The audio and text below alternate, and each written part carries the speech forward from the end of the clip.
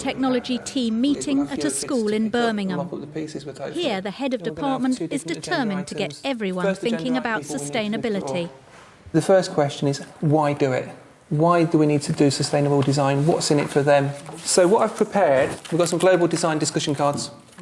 And on the back, there are just some quotes I've picked up off websites. Everybody could be working groups, be given one card each, and then they can sort of say, well, what the hell's that got to do with design and technology?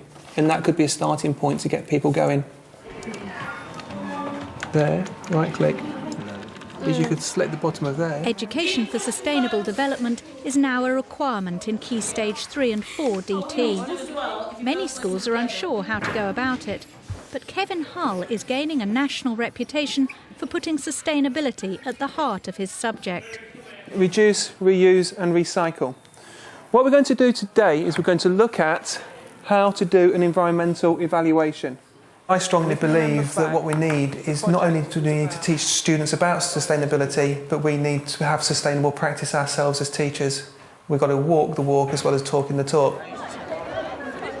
Cockshut Hill Technology College is a large comprehensive in southeast Birmingham. Many of the children in this school come from homes where there's insufficient awareness raised about issues to do with the environment and sustainability. And I don't think many of the young people understand that many of the resources that we've got are finite. And in design, the emphasis being on the design, there's insufficient awareness that actually sustainability has to be designed in. And I think what Kevin's doing is raising awareness in a really difficult area. Where could you have saved material in that?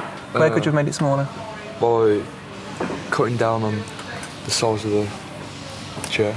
I think probably one area, if we take this off, one area you could have saved material is on this mild steel around here. Sustainability is taught from Year 7 at Cockshut Hill with an 18-lesson project called the Eco Bean Cafe. We're going to be looking at the effects of packaging on the environment. Today we'll focus on fast food packaging, which I'm sure you're all familiar with. And then we're going to learn how to write a specification. Between graphic design and food technology. Come on to that bit. 9 lessons in each. We invent a cafe in the local vicinity that's just opening. It's got a fair trade theme in that they're selling fair trade products to improve the lives of others and increase their profits, obviously. And then also all their packaging is environmentally sound. So we look at the design of all that. We look at the ethical issues behind fair trade and social impact. Just a few small changes to this graphic design lesson also get the children thinking about the environmental impact of packaging. First of all, the students get given out resource packs, which are both visual and literacy resources, where they look at generic waste facts, which just opens their eyes to just how much waste is occurring in this country and the world as a whole. Britain throws away 27 million tonnes of rubbish every year. This weighs the same as 3.5 million double-decker buses and would stretch 1.5 times around the world. Whoa. Did you think we threw away that much stuff? No. No, why not? Some people recycle it mostly. Do you think, from that fact though, do you think a lot of people are recycling? No. No, so that's why we've got a need here to learn about it, haven't we? So you could go away and teach your parents now. The children work on the specifications for their own takeaway packaging. The students have to do a simple card sort where they look at a key term and match a definition to that term. Environment, how your design will affect the environment. But we need to look at the design of the package that we're going to make tomorrow. So what do we need to think about? Should make it recyclable, like easy to recycle. Brilliant, okay. The main one we'll look at tomorrow is using something that can be recycled like cardboard. Yeah. Okay, and not using too much of the material either. Yeah, because the more card we use, the more trees we knock down. Well, that's it. Yeah, brilliant. Well done. The food technology component involves designing and making cakes for the cafe using fair-traded ingredients from around the world. What we're doing here, I'm just putting out the atlases for them, and I'm going to give them a card as they come in, which will give them a country and a product that they've got to find and plot on a world map themselves and colour it in for me. You need to look it up in the index at the back. So if you look at the country in the back, What have you got? Ghana. So you look up Ghana. Well, G comes before M, doesn't it? All right, where are we? Can you find Ghana on there? You've got Egypt. Do you know where Egypt is, Michael? No. You don't? So if you look it up in the back, take the things out of the envelope. The next task is to research background information on fair trade. Read through the fact sheet. All these facts that I've got you there have come off websites.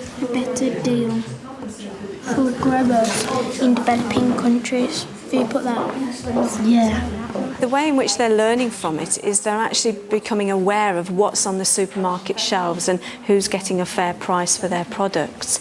And it's making them really aware of the third world countries that perhaps aren't getting as much as they should do for what they're producing for us and what we're taking for granted, really. What does pa mean?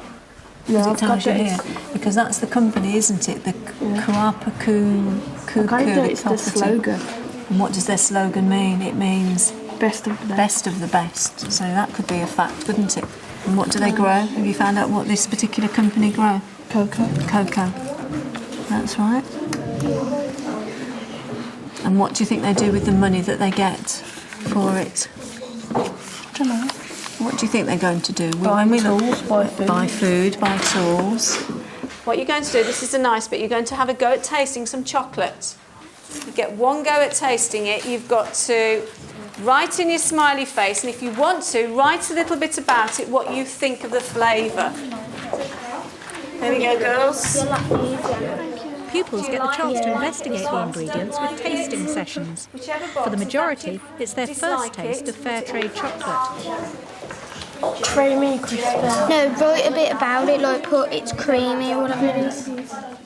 So how easily do Year 7s take on board the issues around sustainability? Yeah.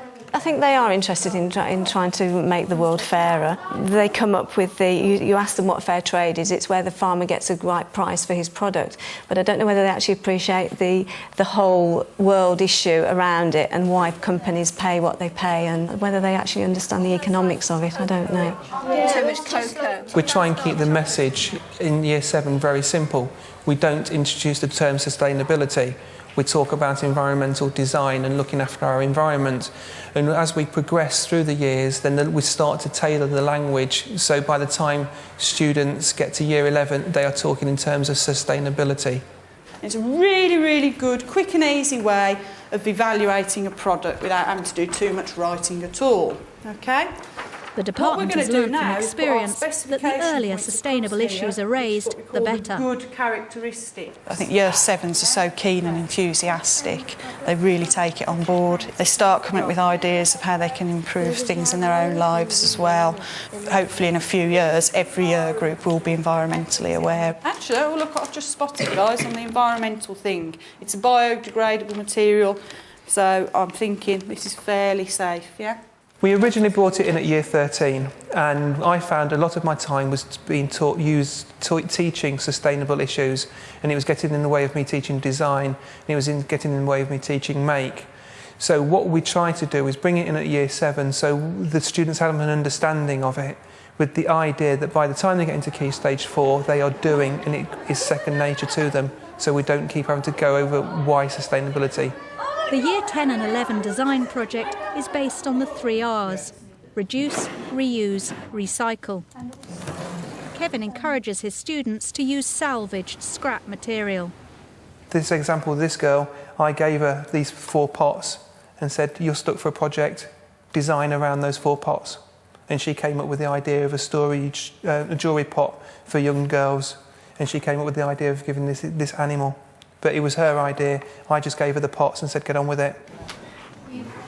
I was trying to make an environmentally friendly planter, so I used wood, which I got from a pallet, which I found on the school grounds, just lying about. And I used the metal shelf supports, which were just also lying around. So it's all reclaimed material, which is good.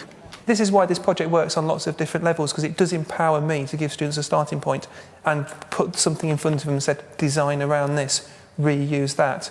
But other students are quite happy and they go away and they quite happily go through the methodical process of design, research. And I think sustainability does give teachers that option. It gives them the idea of being able to give something as a focal point and as a starting point, or take a more traditional route where the students come about it themselves. But what about the extended usefulness? As the project nears its end, Kevin guides the students through an environmental evaluation. This back part stops your CDs falling out the back. These metal poles stop your CDs sliding off the edge.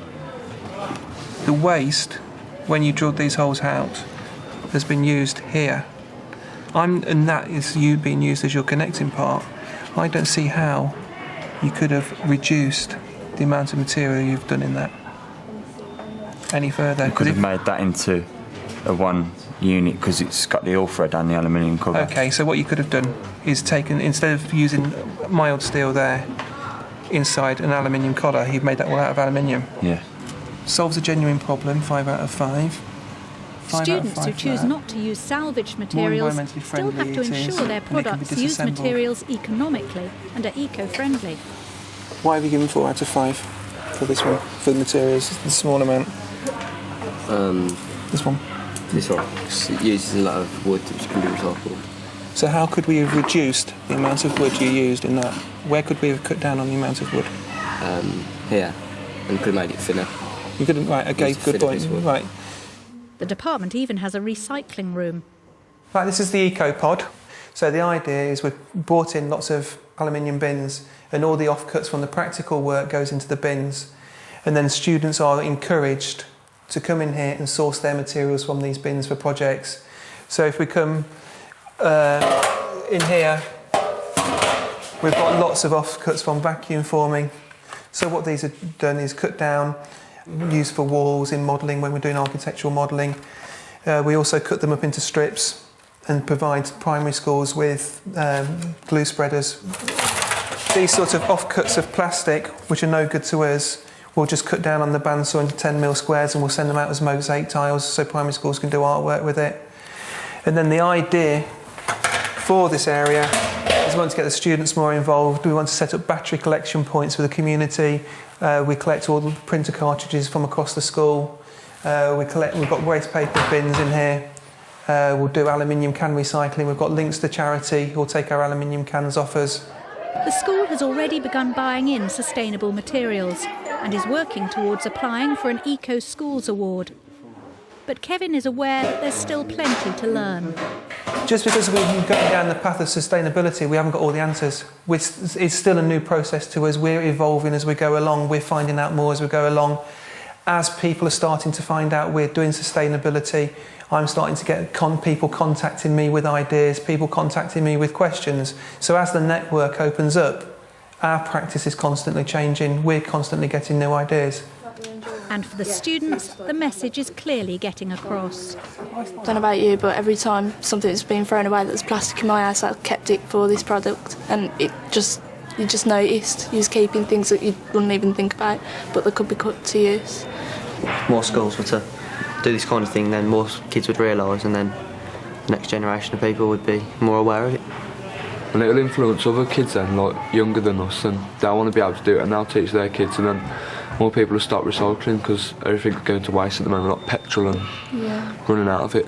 Starting to think about the future more as well, aren't you? Like, what world are we going to live in, like in the next 30 odd years? Yeah.